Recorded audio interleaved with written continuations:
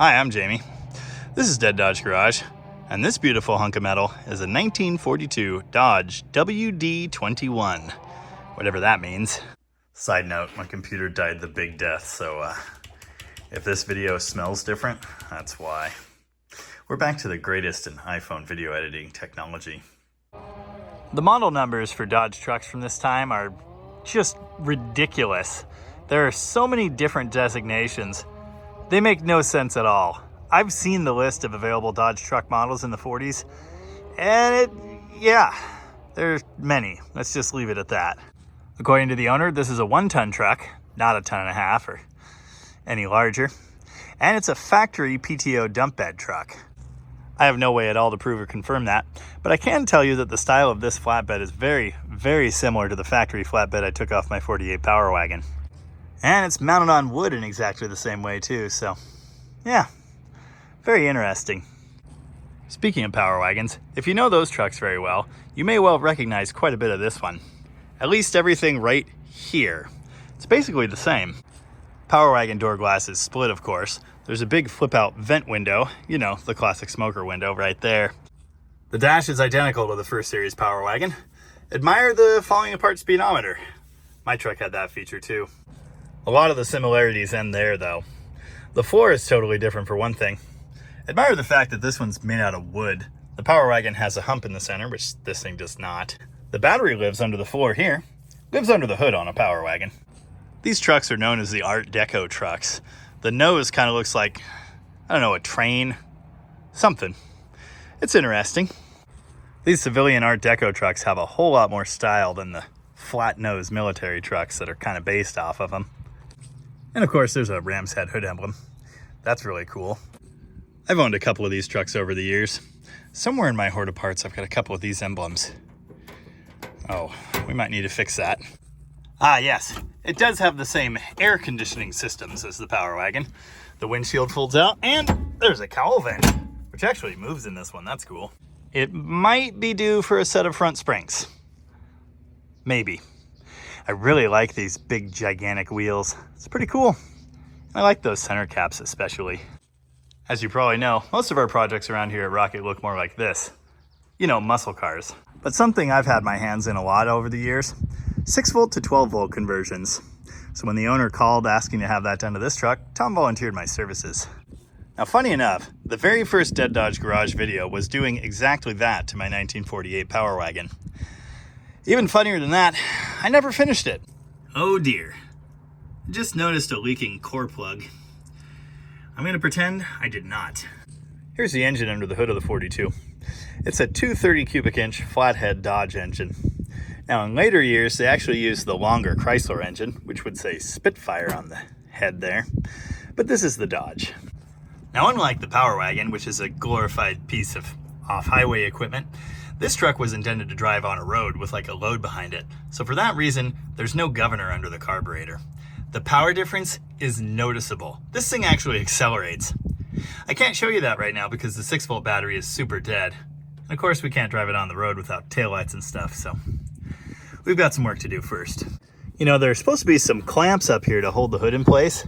They're missing, so the situation's kind of precarious.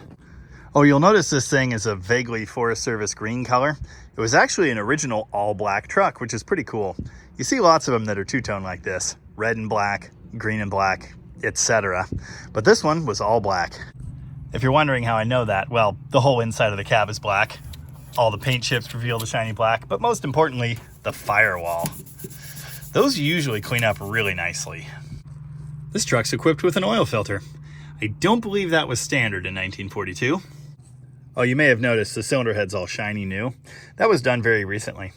There's a brand new Felpro gasket in there, brand new head bolts, new plugs, fresh tune-up parts there. It's interesting, that silver I think is the right color. It was on the Power Wagon, but there's a lot of orange everywhere on this engine. Not sure what to think about that. Anyway, as I was saying, the plan is a 12-volt conversion here. Now it's pretty straightforward. It's not quite as straightforward as just throwing a 12-volt battery in and walking away, but it's pretty simple. That starter is going to work just fine on 12 volts. So there's nothing we need to do with that. The governor's got to go. We could find a 12-volt one, but that's way too much work. Instead, we're going to put a GM alternator where that thing is now. It might just line up perfectly, but it might not. We'll see. Now, these trucks originally are a positive ground or positive earth. We're going to convert it to the more standard modern negative ground at the same time. Most of the gauges will continue to work because they're mechanical. Well, they would work if they were still connected. The amp gauge works now, but I'm not sure that is going to want to deal with this alternator. In fact, I'm pretty sure it isn't, so that may end up bypassed. We might be able to make it work kind of, and then just have a charged shunt wire. It's worth a shot. The fuel gauge is the important one. We're going to need a voltage limiter to power that thing, and then we'll find out if the sending unit in the tank is any good. It probably isn't. Admire this crazy shift knob. That thing actually lights up. But I'm pretty sure it's 6 volt too, so yeah, we'll see. Wipers. The Power Wagon has electric wipers. These trucks, I'm pretty sure, came from the factory with vacuum wipers. As you can see, someone has converted this driver's side to electric. It doesn't fit very well, it doesn't work, and a critter has chewed on the wire a little bit. So we've got a pair of modern electric wiper conversion motors. Hopefully we can make them fit. The biggest problem is that this mounting surface on the cab is like angled. Might have to come up with some kind of spacer there. A small half-ton truck would have had a 3-speed transmission. This is a 4-speed, non-synchronized manual transmission. Super fun. I've driven this truck around the yard a little bit. As mentioned, it's much peppier than my 48 Power Wagon was, which means it's also much easier to float gears. We'll have to give that a try on the road when the truck's all together. In addition to those wiper motors there, we've got a GM alternator. That is the standard 3-wire style, so we'll have to add an excite wire to that. We've got a box. It takes like 6 relays, which is way more than we need, and 6 fuses, which might not quite be enough, but we'll see. We've got some relays, we've got some fuses, we've got some spools of wire, some headlight plugs, and some random light bulbs that may or may not work in the dash. Oh, someone already jammed a crappy fuse panel in here. We could retain that. Probably won't. Look at this Goodyear add-on radio. It's really cool. Goodyear wings. It's got a switch that's marked City Country. Pretty nifty. It also has a super cool remote control over there. I have no idea how that ever would have worked. It certainly doesn't now. All the knobs are seized solid. The owner has already installed a new headlight switch. Originally, that would have had the only fuse in the entire truck, which is just crazy. We're going to be reusing that, obviously, but everything else in here is going to go. Which leads me into the first part, the most exciting and satisfying part, ripping all this horror out and throwing it on the ground. Apparently, this 6-volt battery started the truck the night before it came here to load on a trailer. It wouldn't by the time it arrived here. We jumped this with a 12-volt jump box and it fired right off. You can do that, just don't leave your jump box connected when it starts. I don't know if this cap is factory, but it is awesome. There are a lot of neat little touches like that. Here's a quick pointer for you. 40s trucks are all kind of similar. Round cabs and round fenders and what have you. If you're looking at one sitting in a field and you're wondering if it's a Dodge, look for those 4 lines. That's the quickest and easiest way to tell, other than the Art Deco nose, of course. Yes, we'll be adding blinkers as part of this too. Of course, those were never factory equipment, so the way you do that is with one of these signal stat switches. Classic. Now, if you need to build an electrical system from scratch, you could spend a bunch of money on one of these painless kits. I mean, apparently it's the only sensible choice. Personally, though, as simple as a truck like this is, I'd rather just build it from scratch. I'm pretty sure these are the only tools I'll need to delete this entire electrical system. Let's find out. If it works, we'll definitely be running this horn on 12 volts. They sound ridiculous and awesome that way. Converting to a GM alternator is a very important part of this. As mentioned, the mounting is very similar to these old generators. It's interesting on this one, that generator's been changed already. In fact, judging by the number, it might actually be a 12 volt one, in which case it's not working, really. Might explain a few things. Anyway, this has already been converted to a smaller belt. It might work, but we're gonna need a shorter one either way. In past swaps on my 48 and on a Hudson of all things, I actually swapped the large belt size pulley off of the old school generators right onto that one wire. It's easy to do, and it fits. This points wire coming from the distributor to the coil is the one thing that could stay, But if I leave this here, someone might think I did it, and that I can't abide. I did have to go back to the back and actually cut the taillight harness, or what's left of it, mostly because it was stapled to those wood bed supports with those big heavy metal cable staple thingies. Anyway, now I can pull the rest of the harness through. Yeah, nice. Small wonder the fuel gauge doesn't work. I mean, I'm sure there are multiple issues, but that would be one. There actually is one more wire we're gonna save, and it's this. This goes down to a frame-mounted electric pump. It's actually a 12-volt pump already. Don't ask me how it worked on 6, because I have no idea. They're not a sponsor or anything, but Apple's iPhone 15 Pro, solid unit. I've dropped a ratchet on the screen, and I've dropped the phone off the cowl of the truck. It's holding up great. Anyway, here's the taillight harness. We're getting there. Working on stripping all this horror out from under the dash now. I am going to retain this dash light harness. I need the sockets. I'm just going to change the bulbs out for some modern 12-volt ones, and we'll be good to go.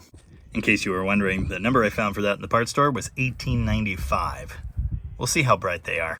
I don't know whose idea it was putting a giant hole in the floor, but I hate them. Oh, come on. Yes. We might need that later.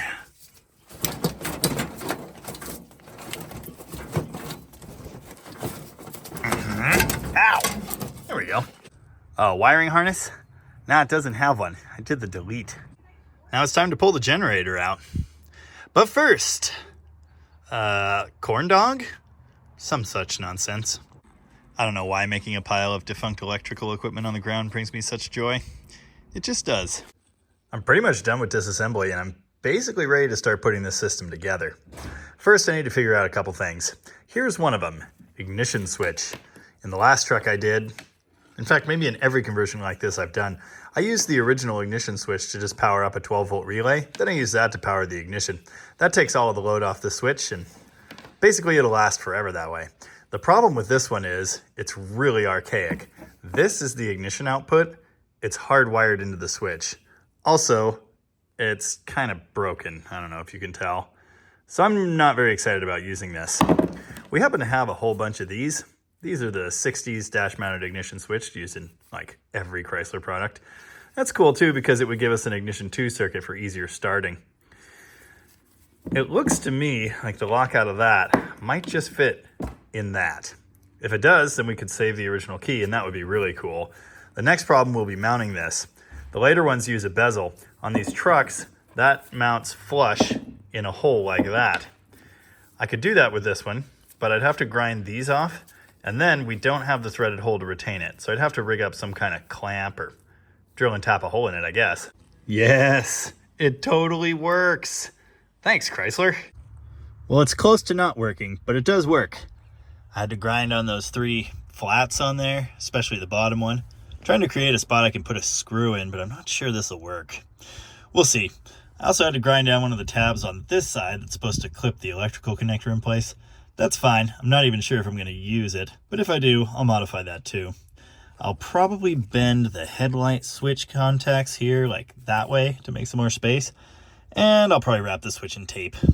After a lot of head scratching and filing, I got this to fit snugly in the dash, and I figured out what I'm going to do to mount it. I've got the lock back out.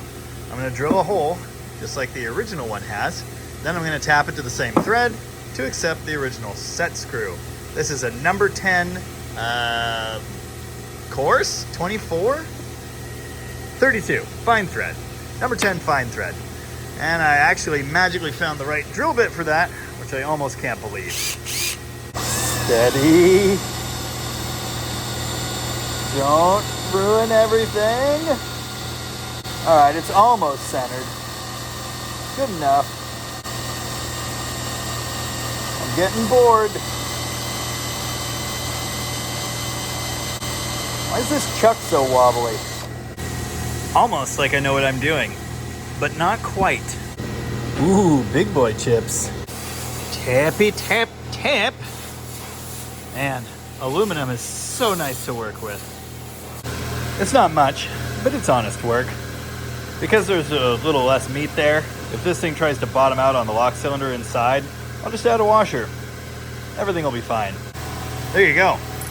Simple but effective conversion. Now we've got way better wiring options. For science, I powered up the Goodyear Wings radio using the 6-volt battery. It's humming, but it's not radioing. Check it out though. The control lit up. Too fancy. This has to be a tube radio. Has to be. I gave it plenty of time to warm up and it never did do anything. Oh well, it's cool. You know, I'm getting the feeling these haven't been out for a while. Well, that explains why these look like modern 12-volt headlight bulbs. Because they're already modern 12-volt headlight bulbs. It might seem like I'm bouncing around like a ping pong ball between the different systems, but that's just kind of how I operate. I apologize. Anyway, here's the alternator. I might have implied earlier that it just pops in there in place of the generator. That's not the case. The mounting is similar, but not the same. For one thing, the fan spacing is different. The generator mounted this way, but it needs to be spaced out at the top, like, say, there. The bottom, unfortunately, is a different ball game. If the generator had mounted on these faces of the brackets, it would be super, super easy. But because it mounts here, not so much. The through-bolt mounting on the GM alternator looks like this. That lower bracket would need to be like here. We don't really want to grind the ever-living crap out of our alternator either, because someday we might need to swap it out. Much better to modify the mounting on the engine, so the alternator is just a standard replacement. Also, you can see that upper threaded hole is offset slightly. There might actually be a version of the GM alternator that has that. I don't remember. There's some Ford alternators that mount that way, but I don't believe in using those. Okay. Cast your mind back to like a good bit earlier when I said that generator seemed to say 12 on it. Now cast your mind back to a moment ago when I noticed the headlights say 12 volts on them. Yeah, well, the regulator does too. So somebody has already converted all these parts to run on 12, but then someone else missed the memo and put a 6-volt battery back in it. What do you want to bet that's a 12-volt coil too? Now the thing is, this realization doesn't really change the job. The job is fix all this horrible electrical nightmare stuff, so that's what we're going to do. I've got the dimmer switch out and it's not looking too hot. Of course, these connections sit out in the atmosphere underneath the truck, so yeah. Plus someone ruined them. Anyway, we're going to see if we've got one of these in the stash. If not, I'll clean this one up. Ah yes, cloth wiring. My favorite. Here's the last guy's slice.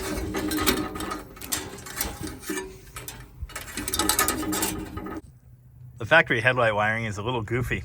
They use that junction point over there to split out to the left and right. So there's a connection. Then, of course, this had some butt splices in it, adding another connection. One of the big advantages of doing this upgrade, we'll have wires going straight from the output of a relay all the way to both headlights. No splices, no connection, nice bright lights due to a lack of voltage drop. I've done a whole video on using relays to power your headlights. It's a great upgrade for any classic that doesn't have them from the factory. The difference in brightness is seriously very noticeable. Yeah, cloth wiring. This is on the passenger side headlight. I think this wanted to be a fire. Nifty. When the customer asks why you're charging them to replace every shred of original wiring in your 70-whatever-year-old truck, just show them this. I just did the math. This truck's 82 years old. That's a lot of years. Yeah. But wait, there's more. Yeah, it's just headlight wiring. What's the big deal? That's horrible. Now, when you buy new headlight connectors, they come with lengths of wire on them. That's not what you want, at least for the positives. In my case, the grounds ended up being the perfect length. What you need to do instead of butt splicing these things is pull them out of the plastic there, which I do with it's like a de-pinning tool. It's actually a tiny flathead. Then, because these aren't soldered, just crimped, I was able to squeeze this from the sides a little bit, loosen the wire up, and then just pop it out. Now I'll use a pokey tool, stab myself in the hand a few times, open up that crimp section in there, insert my new full-length wire, and re-crimp it. Then we'll be happy. You know, I bet you can order headlight connectors not assembled online. Maybe just do that, because this is a pain in the butt. Anyway, we're getting there. We're not there yet. I gotta widen that more. Oh yeah, you could also probably just get these thingies. They're bigger than a standard spade, and they have to lock into the plastic. Anyway, if you want to be super fancy, you can solder that. Oh, come on. I don't, but I do give them a pull test. Well, it's been a long day of stripping wire and trying to figure things out, but I'm out of time. We'll revisit this tomorrow. Well, it's a new day, and I'm digging through our massive mountain of wiring treasures, looking for an ignition switch disconnect, among other things. There's about an 85% chance that every single thing I'll need for this project is in this pile. Whether I'll be able to find it or not, that is another matter. Oh, here we go. It's even got a tab broken. I bet you 20 bucks it's the wrong one. But that's okay. Yanking it out of the bucket brought along a second one. It's good to have spares. It's way too nice a day to be doing this. We should be ripping donuts out in the field or something. Yep. If you took that bet, you owe me 20 bucks. Well, now we're parting out priceless charger parts. Yay! Someone else already started the process many years ago, or I wouldn't do this. Here's a super fun afternoon activity. Parting out a wiring harness. This is probably obvious, but you don't have to do it this way. It's just the way I'm doing it. It's gonna be nice and clean. You don't have to use a Mopar switch. You can just get a parts store one and use ring terminals. Not a big deal. And there we go, the beginning of a dash harness. I did decide to wire the amp gauge. We'll see if it works. It'll have a shunt wire, so not all the charge will be going through there. That would not be good. So yeah, it should at least do something. Okay, here's how I build out a harness. I start with zip ties. These are every 6 inches or so. They're loosely tightened, so I can still pass extra wires through here. This is not final. This is just to start the basic layout. As I get closer to being finished here, I'll start putting this in electrical tape, and all the ties will get cut off. So make sure you use cheap, crappy ties that you don't care about, like these. I am very annoyed with whoever designed this relay box. They used a different style of spade with the lock in a different place, which means I can't reuse all these perfectly good Chrysler ones I have. Oh well, probably only would have saved me like an hour of crimping, so no big deal. Short circuit protection on the body of the switch. It'll work. Hopefully the plug still clips over that. See you in a minute here. Oh yeah, beautiful and perfect in every way. Unfortunately, the cab of this truck is kind of going to look like a crime scene for the next little bit here. We'll get it all sorted out. Here's the first look at that switch installed. Good news, it fits. I'd love to like clock this headlight connector and get these away from it, but unfortunately it's keyed into the dash, and if it did rotate, that would just be on the metal, so it's got to stay where it is. I'll definitely just bend these slightly and then you can access the screws, and we'll be good to go. Unfortunately, my threads in that switch, which I was so proud of, stripped immediately. Yeah, good times. Couldn't tighten the screw down. Like I was saying, might need a washer. It seemed to get tight. I went and got a washer, tightened it down again, and it never got tight, so I don't know what the deal is. Anyway, now I'm going to use that screw as a pin to lock it in place and do the hackier Plan C thing I was thinking before of putting a hose clamp up over that. We'll tighten the metal of the dash down on it, lock the screw in place, and it should be fine. Hopefully I don't have to pull it out of there again, because that'll be a huge pain. Anyway, the other issue is the dash vent handle closes right behind it. So I'm going to have to bend the wiring harness off this way. Of course, it'll be wrapped carefully, and hopefully it won't contact it. It's really close though. I might have to adjust this handle. And there's that split into the 3 different directions it's going to go. These 2 go to the fuse box. This is our feed to the ignition. This is our accessory feed returning, which will then trigger a relay that'll power wipers and blinkers and that sort of thing. Here's our ballast resistor circuits. Blue is the key power. Brown is the bypass start power. And red here, that will be the input side or charge side of our amp gauge, which really in this condition is not going to read a whole lot, but it should do something. Now about that crank bypass circuit I mentioned. On this key switch, you only get that in this cranking position. But of course, this truck has a floor button for the starter, so you don't actually have to crank the key. Basically, you can just turn the key on and it'll probably work fine. But for grumpy cold starts, or if it's flooded or anything like that, you can crank the key at the same time you hit the start button, and that may help it to fire up faster by putting voltage straight to the coil. I'm not sure if I actually explicitly mentioned this or not, but our fuse and relay panel is going to mount right here. It is plastic. Unfortunately, it obviously doesn't belong, but it's plain and black. I'm going to mount it right where the original voltage regulator was. Now I got 1 screw hole to line up here. Unfortunately, I did have to drill 1 hole in the truck. And there's our ballast resistor. Nice. I will be using factory plastic connectors wherever possible because I'm fancy. I'm back in the spooky place looking for a fusible link. We have a small collection of them, but they're all messed up. Like this. That one would have been just fine, but the terminal's been broken off. We've got a bunch in the main shop that are missing the little label that says fusible link, and I really want that. And we have a bunch of the wrong style. This kind of looks like it'll work. Yeah, stud mount. That'll do. I didn't bring any tools to remove it. If you're going to do a project like this, and you don't care so much what things look like, just buy like one of those big main fuse holders and like a 60 amp fuse, something like that. You can save yourself a bunch of time. Me, I got other ideas. There you go. More factory electrical components from the 60s. I'm basically just turning this thing into a 68 charger, but simpler. Well, but it also has headlight relays. Anyway, if you are going to use a fusible link, the rule is a fusible link one size smaller than the wire it's protecting. I think we're good here.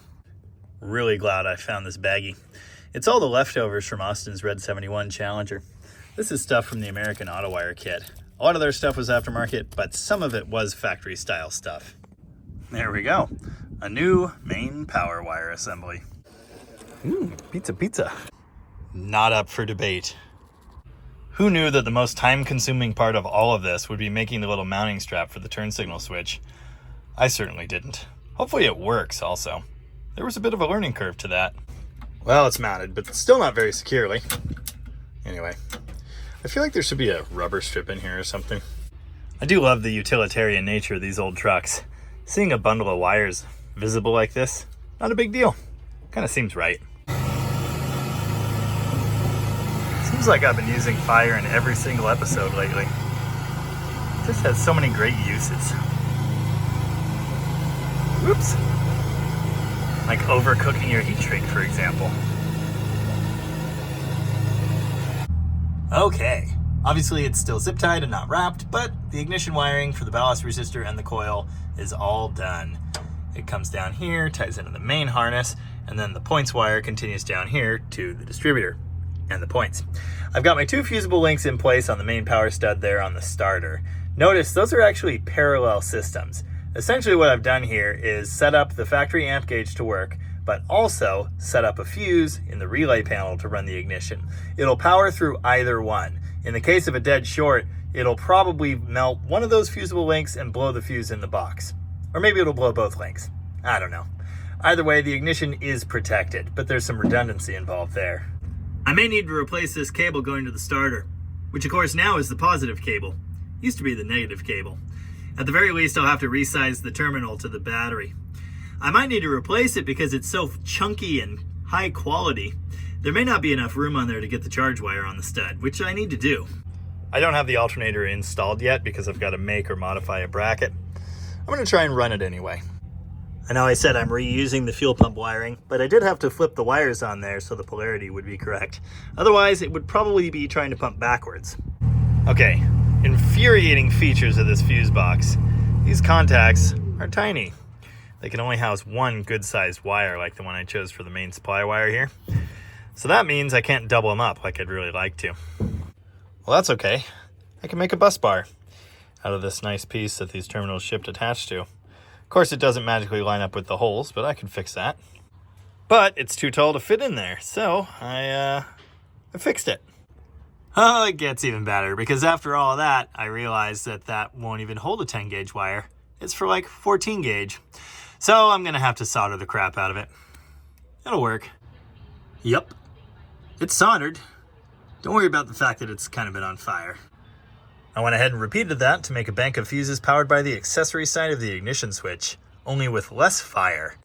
You know, 8% more thought by the people that design and build these things would be great. Who needs 6 individual fuses with wires running from all the way across the vehicle into them and then back? You need banks of battery and ignition fuses. Sometimes inlines are useful, but usually this. Anyway, the other thing I just realized is this wiring cutout is not big enough. That's 3 wires. Look how many wires there are supposed to be. Similar deal for relay control here. These first 3 relays are going to be fuel pump, low beams, and high beams. This one will be horn, which is a different deal. and not even going to work yet because there's no horn button wire. Anyway, standard relays can either be ground switched or power switched. Now these three relays, fuel pump, low beam, and high beam, are all going to be power switched. Now we need the power source that will actually feed the accessories powered by these relays. Those are going to come from these two other battery fuses. One of them will feed the two headlight relays, and then the other one will feed the horn and fuel pump. This is turning into a really long video, isn't it? It's fine. I promise things are going to happen soon. I can't find my tiny screwdriver / de-pinning tool. Don't ask me how that happened. Making progress. There are some things. 2 fuses, 1 relay. This is the main ignition fuse. This one comes from battery power and feeds the relay. So this is what will go down to the pump, power through that fuse. The trigger wires, I showed you the grounds. I've got all those together and attached to a screw. And then the trigger side, positive side, for the horn relay and the fuel pump relay come off of the accessory circuit here. Neat. I still need to fill in all the wires for the headlight relays, which will go there at the top. I don't think I need the other 2 relays for anything. That could change. I continue to be amazed by this camera. Look at the detail. Wow. I pointed it at my hand a bit ago, and it was scary, actually. I'm at a point where I could test the fuel pump and ignition circuits by firing this thing up. We won't have a water pump or a charging system, so it won't run for long. But it would be cool to do a proof of concept here. The last thing I need to do is switch the battery terminals. Now, if you don't know, the battery post sizes between positive and negative are actually slightly different. Positive is a bit bigger. You'll know you have them flipped on your battery when they don't fit right. Negative won't go down over positive all the way, and positive will be like floppy on negative. Anyway, because these terminals have already been changed and they're conveniently color-coded, I'm just going to loosen the 7/16 bolts there and flip them cable for cable. Like that. I also wrapped the now positive cable quite a bit. It will probably end up living really close to this metal here, and I don't want it to be on fire. Yeah, that's a little sketchy. Anyway, it's not on fire yet, so that's good. If I did that right, we should hear a click and a fuel pump. And we do! Yay! Funny story.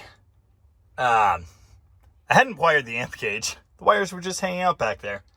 Thankfully, not on bare metal. Anyway, that was a good proof of the fuse circuits. They work. Here's the amp gauge. I put the wires on backwards, which is funny because the length of the wires worked out to be the other way. It's a long story. I'll fix it later. It still works. It just reads the opposite direction. That's about all the movement we can expect to see out of it. Hey, why'd that fuel pump stop buzzing? Well, it did sound like a dying animal. Apparently that was a 12-volt pump that ran okay on 6 volts. It's not running anymore. Definitely didn't blow the fuse, so I don't know what the deal is. Anyway, it probably filled the bowl, so let's see if this thing runs. Oh. What? Oh, battery terminal. How about magic? Oh, really? Come on. Why? It cranked a second ago. Wow, that started fast. Oh yeah, we got to replace the throttle pedal. It's very crappy. There you go. It runs. It's not even rolling away yet. Yeah, fuel's gone. Great. Come on, man. Why? I don't think this is my fault. Relay's still clicking and everything. Come on. Yeah, it's kind of hot.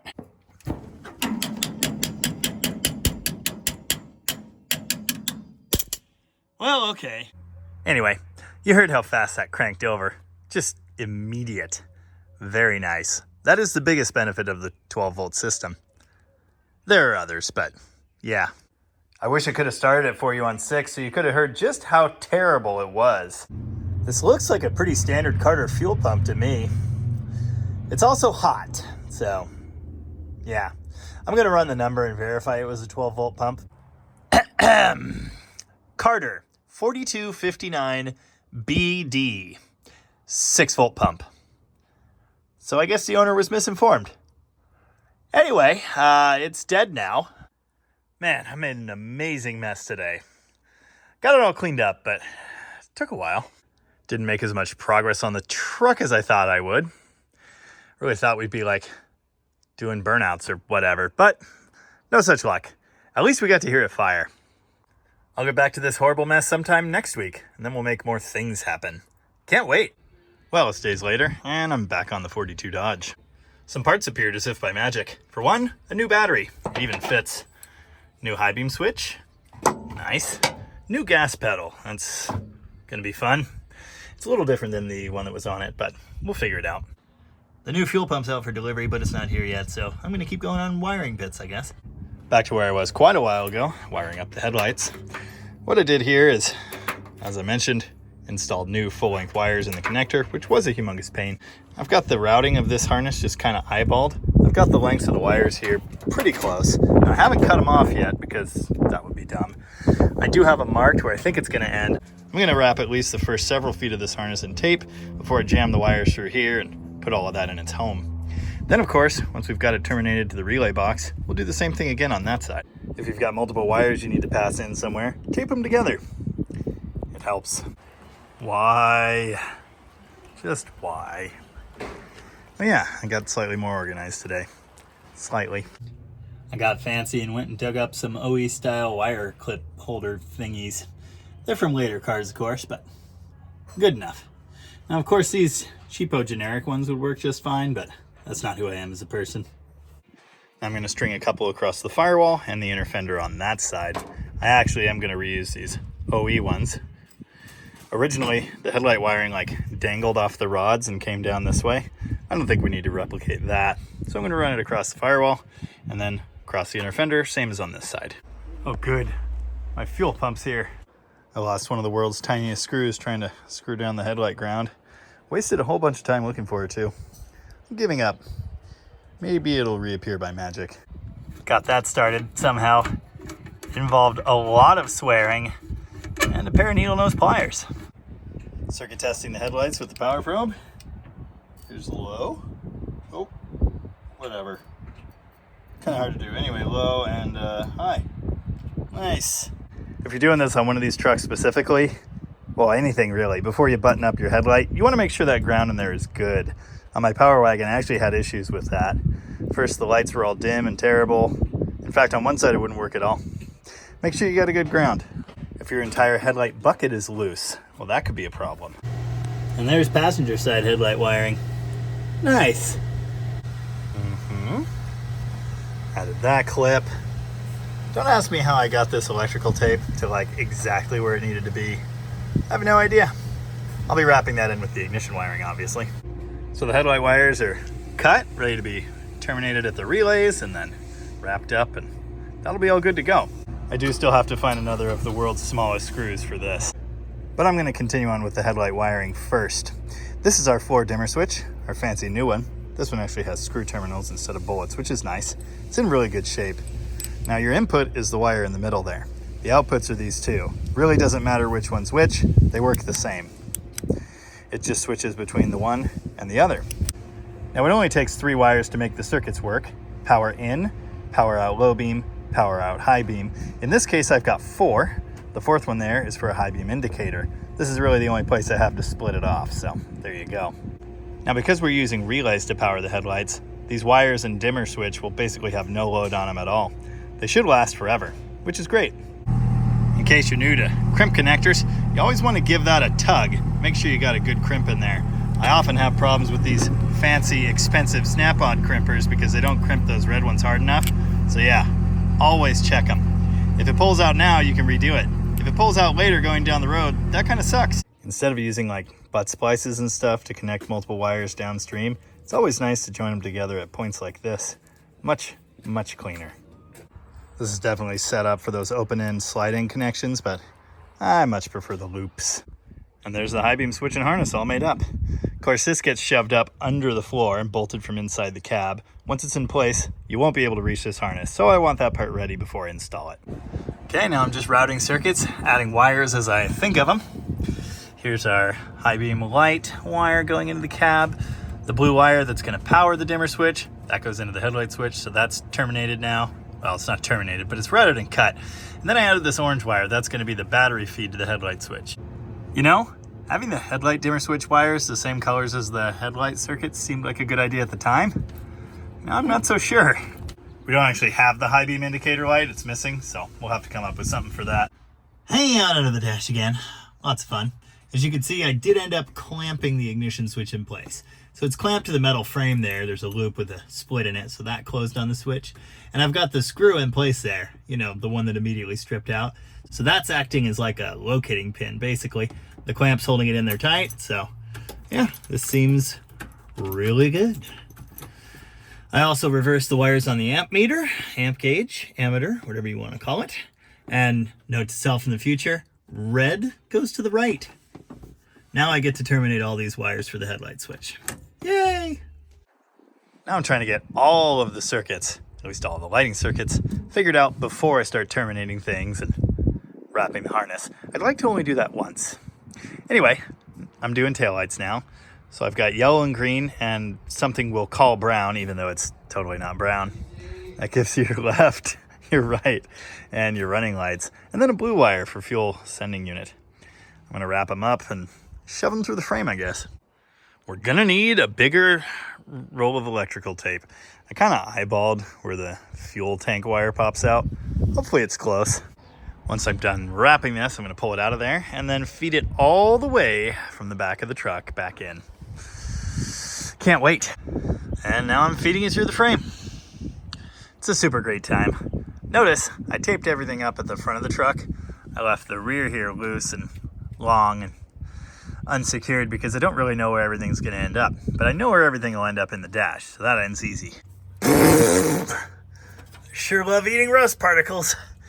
Extra minerals or whatever. Dang. Nailed it. Absolute perfection. Gee, Jamie, why does your back hurt? No idea. Well, it's hours later for reasons I don't really want to discuss. It involves two stupid screws. Anyway, do we have a right headlight? We do! All right. It looks like a truck again. Excellent. Unfortunately, once again, I'm out of time for the day, so we'll get back to this in like a day or two, and then we'll start terminating things in the fuse block. And wiring turn signals, don't forget turn signals. And installing the new Carter fuel pump. Okay, I'm gonna stop saying things that I have to do now. All right, it's a week later for some reason, and I'm gonna fix all of this. Lights are wired. Went to test them. They didn't work. Turns out relays work better when you actually install them. Yay! And high beams too. Outstanding. New 12-volt pump is in. I even installed the rubber mounts this time, so it shouldn't be the loudest, most horrible thing in the known universe. Oh, come on. Oh. Yeah, you can't hear it at all. That's nice. The key switch is stickier than I remember. Probably because I jammed a screw into the bottom of it. I did mention I was going to do that, didn't I? Anyway. But does it still run?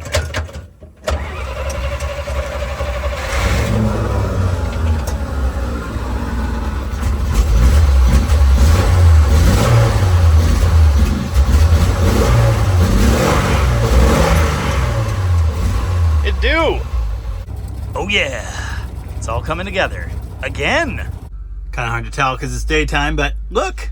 Dash lights! Nice! Well, that's unfortunate.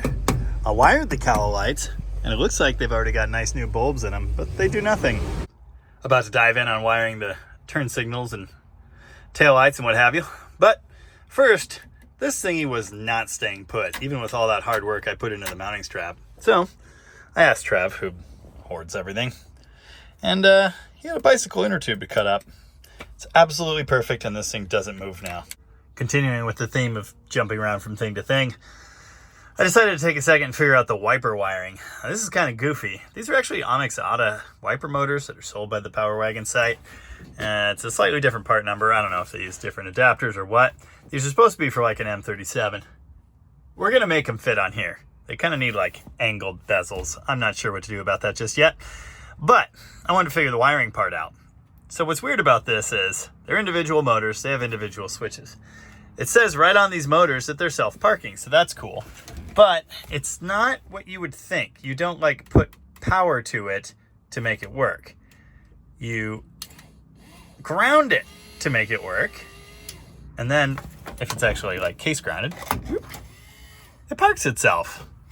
So you run a full-time power here. You run a ground wire here for safety if you want. And then you run your switch here and you're switching ground, not power.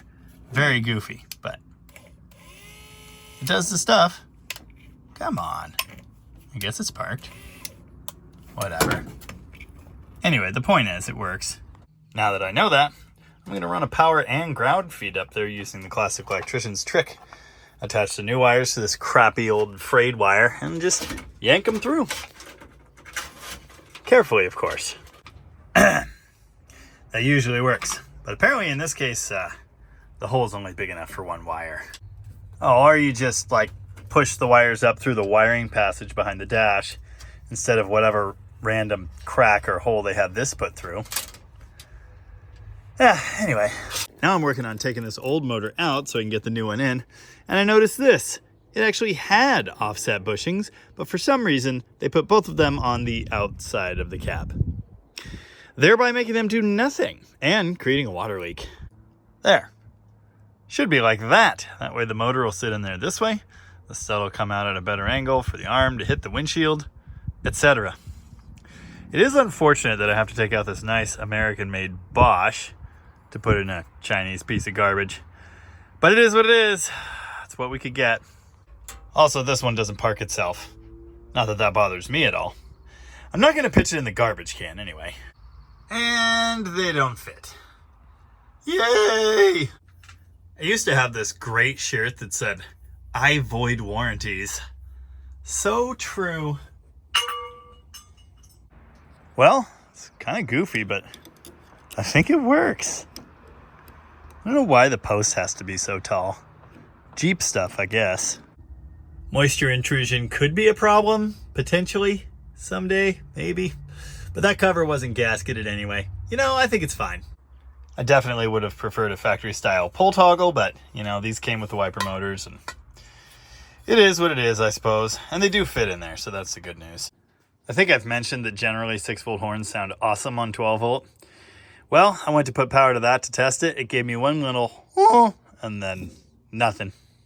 And the normal fix for that is to just beat on it mercilessly with a screwdriver. There is a continuous circuit through the thing, but it won't sound anymore. It's really disappointing. Was this day 4 or 5 of wiring? I don't even know. I was able to build an entire ramp bed in 4 days. What's wrong with me? A new day, a new conundrum. This turn signal switch requires a 3-pin flasher like this. One of these wires runs the little blinky light in it, so you can't use the standard 2-pin. We had one. It was missing all the screws, so I wasted a half an hour trying to get all that together. This might work now. Cowl lights. Yay. Also, that took way too much work. Like, seriously. They would not ground through their little mounty strappy thingies. Just terrible. Anyway, they work for now. All kinds of lights. Originally, this switch was for the instrument lights. But of course, the instrument lights are on the headlight switch now, so this is going to turn the heater on. It will be on key power. I got to fix that. I don't know if this is a 12-volt motor in this heater or not. I actually am not entirely sure it's a factory unit. Doesn't look like the one from my truck. I don't know. Anyway, it seems to work on 12, so yeah, we'll just leave it that way, I guess. Until such a time as it starts letting all the smoke out. Has it taken like half a day? Sure. But the good news is, that is a working running light and a blinker. Now I just have to wire all the other ones, and there are a lot. Well, that looks like running light wiring to me. I did kind of have to tag into the original stuff in the bed. I'm not replacing every shred of this. It was already done once. Oh, I did get these neat little lights to work. That's cool. Now I've got to wire up all the running lights up there in the rails and then the other side. And then install these front turn signals that just appeared as if by magic. I apologize for not giving you the play-by-play on this, but first, the video's long enough. Second, I kind of have to like focus. And third, that's just not my style. Anyway, the horn's wired, even though it's not going to work anytime soon. Turn signals are installed. I got them to fit in front of the grill barely, using partial shims back there. Yay! The blinky here in the signal stat does not work, even though I put in that 3-pin flasher, so I don't know what that's about. Anyway, now that the turn signal wire's in and I'm confident I don't need to add anything else, I'm working on the final wiring wrap. Nice. Just today I had a commenter ask why I don't use this loom wrap stuff. And obviously we've got plenty of it, but I don't know, it's not as nice to work with. It doesn't stick together like the tape does. Yes, the tape can get sticky, but I don't know. I just like working with it. The horn doesn't work, but the relay does. This thing's also missing the wire that goes through the column. I can't get it inserted right now, and we're missing the horn button guts anyway, but I am going to future-proof it by including this chunk of wire in a loop, so someone can install that at a later date.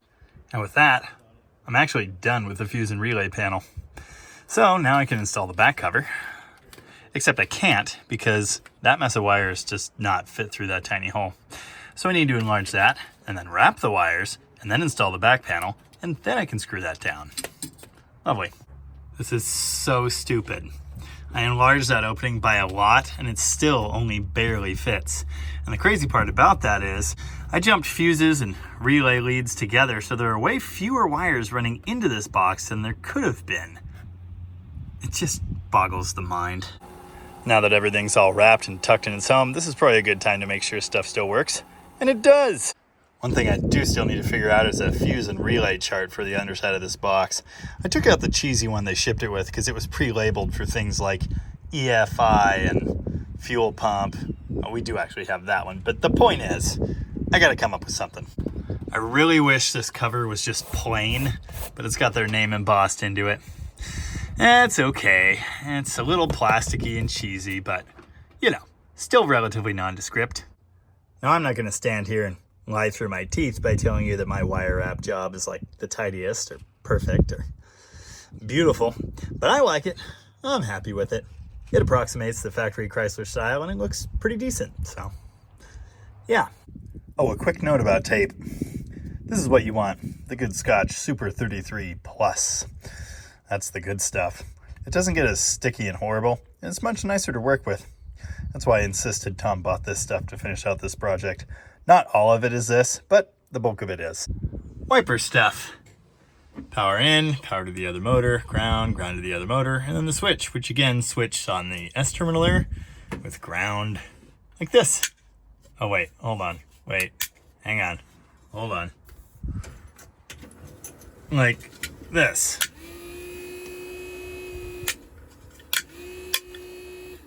Neat. I did wrap that lower brush connection in tape because although it won't touch metal in there, if this motor ever comes loose and it falls out, that would be bad. Now it's actually installed and it still works, so that's great. Let it be noted, these are the cheesiest switches ever. I'd much rather have a factory pull switch here, but this is what we got and it works, so it's fine. Well, now the only problem is these panels have been off forever and these screws are rusted solid. Great! Now I did have to open the hole for this wiper motor somewhat. The one on the other side, that had already been done. I went to insert it when it wasn't opened up enough, and it just chewed the crap out of the threads, which of course the camera won't focus on. I know it's Chinese garbage, but seriously? What is this thing made out of? Anyway, I'm ready to install the motor. Except I can't, because I need to wire the switch, and this to it before it goes in there. It's pretty much impossible to get to those screws after the fact. Once I do that, the switch plate is just going to be hanging, so I kind of need some screws to attach it to the body. Yeah, those screws aren't moving at all. I got one screw to function over there. That's pretty good. So I guess this is a tomorrow problem. as is finishing the right side tail light because, well, I saw a squirrel earlier and forgot about it. And then the big one. You may have noticed there still isn't an alternator here. Yeah, I've been doing that thing you're not supposed to do, and I've put the hardest part of this off till the very end. So I guess tomorrow we'll find out just how hard that is. Oh yeah, and I gotta wire in a limiter for the fuel gauge. And then wire the tank. And then whatever else it is I'm forgetting. So close. And yet, not close at all, really. Every time I think I'm out, they keep dragging me back in. It's a new day, and it's finally time to tackle the part I didn't want to do. Mounting the alternator. It's hanging in there by the one bolt. It goes on the front side of that bracket. That should work just fine. I need to get the bottom kicked out somewhat, and also it mounts a little bit lower than the generator because it's taller, but it shouldn't be too big of a deal. So now I'm measuring things up. The width of the bracket on the block, the width of the alternator, the offset from the alternator to that bracket, etc. My basic design is going to look like this. I could have made it out of a tube and then steel here. I've done that in the past, but I don't think I'm going to be able to find any suitable tubing here. So I'm going to try and find some tough metal, bend it into a C shape, like so, drill 2 holes in it, mount that onto the block, and then do the same thing with a smaller looking clamp here. Make sure I've got the right offset I need in every direction, and then weld the two together. Having done this a few times in the past, I can tell you it doesn't take a whole lot to keep the alternator in place and keep it from dancing around, but you do want to use some pretty sturdy material. Well, that looks pretty sturdy. We'll put that in the running. Oh, here we go. Flat bar, pretty thick. There might even be enough of it there. Now, I would be the last person on earth to claim that I'm like a brilliant fabricator or anything, but I think if I cut this and make 2 90-degree bends here with a vise and a sledgehammer, I'll end up with my inner bracket, and then I've got plenty of material to make the outer one. The biggest thing here is accounting for the lengths that the bends are going to take up, and I'll be honest, I don't know how much that is, and there's definitely math you can do based on the thickness of your material and the angle of the bend and the whatever to figure that out. I just kind of eyeballed it, so we'll see how it works out. Engage, safety, squint. Okay, it's cut out. The lines indicate roughly where the straight section should be, so now I need to drill some holes out of it and then gently brutalize it with a sledgehammer. I've mentioned I'm a master fabricator, right? That hole is perfect. That one, not so much. Someone commented on my ramp truck video from the other day and said that they want to see more wrenching and hear less rambling commentary. Okay, that's fine. There are tons of YouTube channels that do that, so go watch one of them. And here goes the shaping. I've just got it clamped tight in the vise here. Of course, I can't put it all the way in the vise because the base is in the way and these jaws don't have childbearing hips, so I'm doing one side and then jumping over here and doing the other side. Anyway, we're getting there. I'm clamping it, give or take at a 90 angle to the jaw there with that line that I scribed here. So hopefully all the bend comes out of the material on this side and it'll end up roughly the right width. Of course, I can tweak it a bit from there. I can tap these in and out and whatever we got to do, but it should be really close. Oh, I also dressed the corners on the bench grinder. Yeah, it's close, but the line is here compared to that face. So again, I'm going to be able to tweak this and make it work.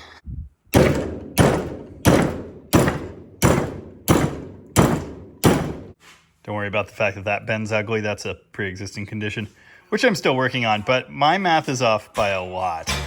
Are you gonna live? Not great. Wait, that's not a good answer to my question. As mentioned, I'm a brilliant and gifted fabricator. That was supposed to fit inside, so I guess my method for accounting for the bends is a little off. Anyway, now I'm gonna reshape it a little bit so it fits on the outside comfortably, and this is straight-ish, and then we'll move on to the next piece. Essentially, it'll just look exactly like this. It'll be a smaller clamp, and it'll sit like here. Ah, sweet nectarine of the gods. I have no idea what I did, but I cannot find the crappy tape measure anywhere. Silly. Hopefully I learned something from doing that wrong the first time. I'm not sure.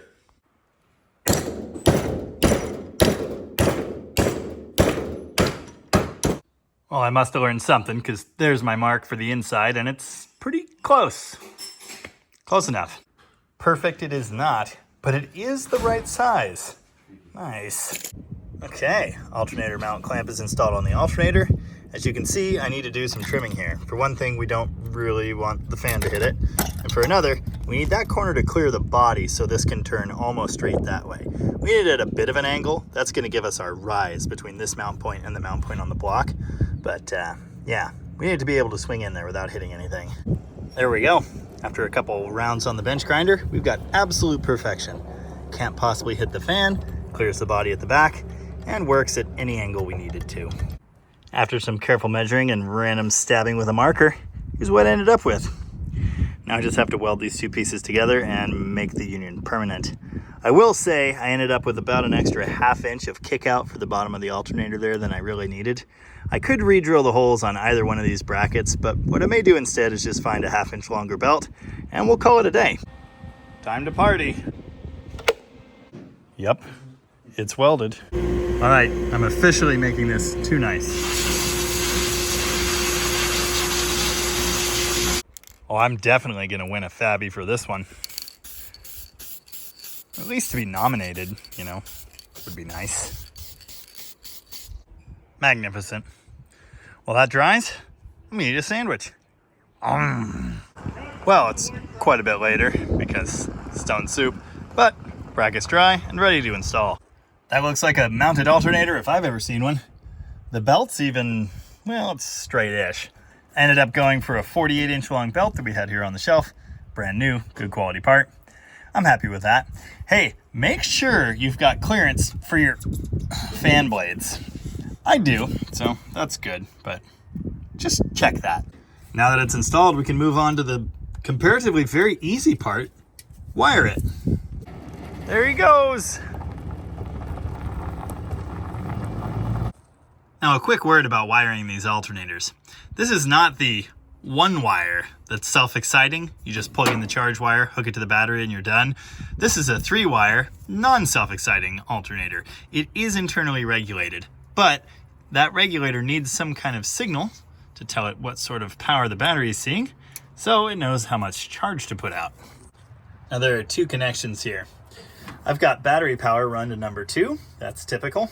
Number 1 is used for a light, but it's also a source of key power. You don't need that. I've wired many of these using only this signal to number 2, and it'll work just fine. However, there's a really good chance this thing won't put out any charge until the engine is revved when it's started. We'll double check that, but that's how they usually work. Ugh. Charge wire installed. But will it do charging?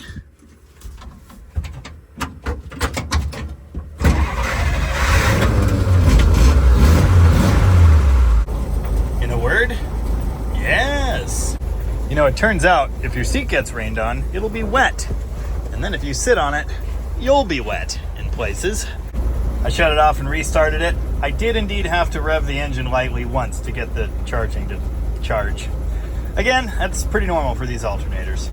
There's no belt noise, so I'm happy with that. Oh, interesting note.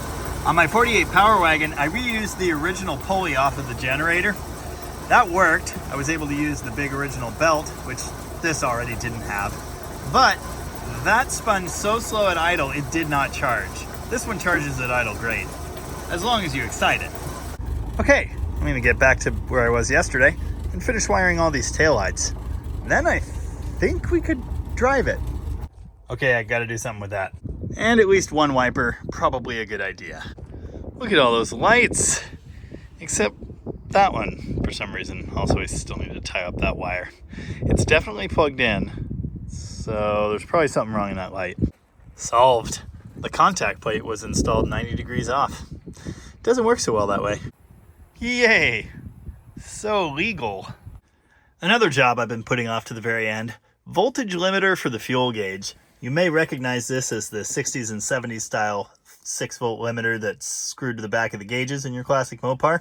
I've got it wired in here. I'm going to string it up somewhere in a minute. But anyway, this is the power output coming from it. It's fed by an extra wire coming off the ignition switch that I left hanging there.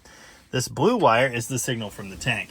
I'm going to get these screwed onto the back of the gauge, and then I get to crawl into the truck, figure out where that wire goes, how it connects to the tank, and then we'll find out if the sending unit works. I suspect it doesn't. Good news, everyone! No, it's not good news. This sending unit uses 2 wires, and this gauge uses 3. I only ran 1 of those down there, so that is a problem.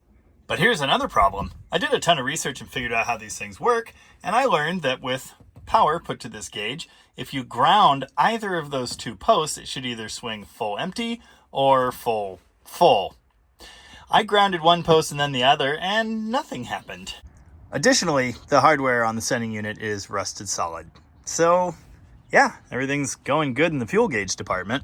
I tied up the 1 wire I do have in the frame here, and if we get a working gauge, I'll fix this.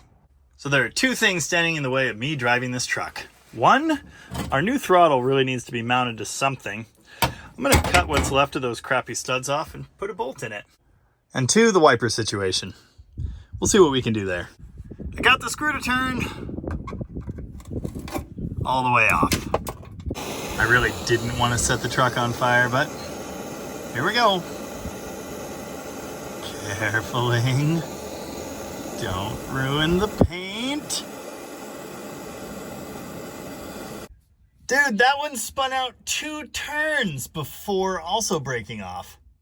They've done studies, you know.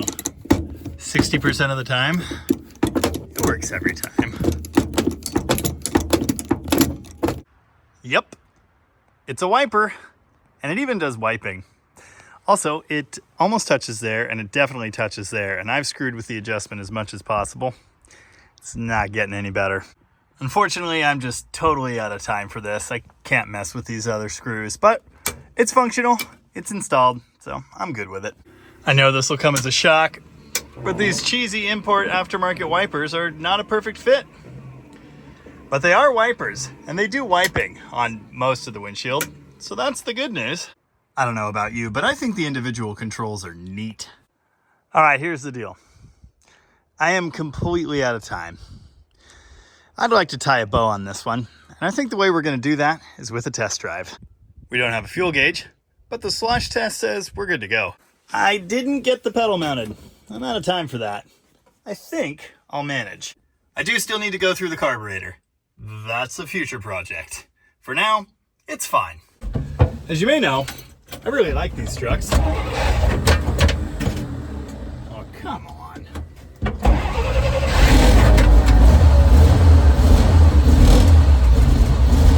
I do still need to do some other things, like adjust the choke. There's no way that's full choke. And the hand throttle, while functional, is also totally vague and inaccurate. Recall, until recently, I actually owned a 1948 Dodge Power Wagon. That's a very similar truck to this. The difference is, the Power Wagon is 4-wheel drive. And it's also kind of like a farm implement.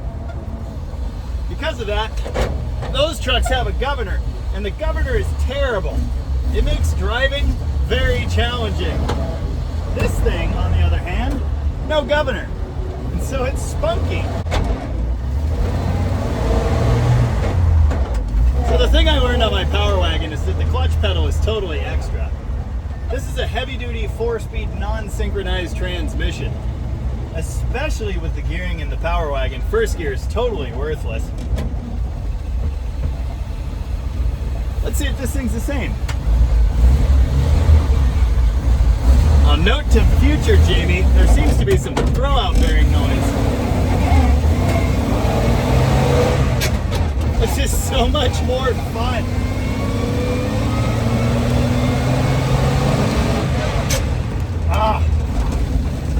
It's exactly the same as the Power Wagon. Neutral almost doesn't exist. Let's say the ride is similar. Yeah, I have turn signals. That was not a Power Wagon feature. I think I could fix that with a new 3-pin flasher. We'll have to find one somewhere. I don't know about you, but I think trucks like this are awesome. I'm really excited the cowl lights are still working. That's great news.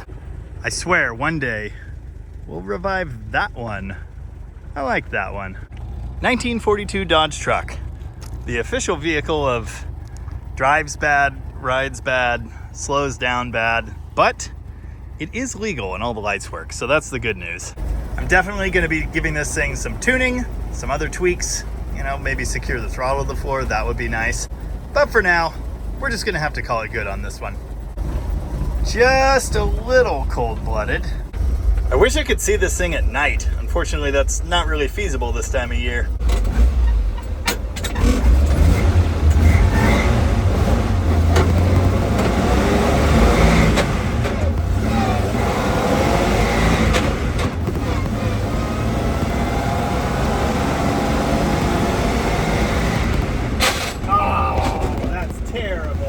Exactly the same as the Power Wagon. Fourth just isn't there. I apologize for removing some metal from your gears. Let's go for a downshift. Yeah. Must be a difference in the axle gearing between this and the Power Wagon because all the engagement points are totally different. Remember, there's no speedometer and there's no tachometer. I'm just guessing. Anyway, notice, as long as you can get the rev match right, clutchless downshifting is the way to go.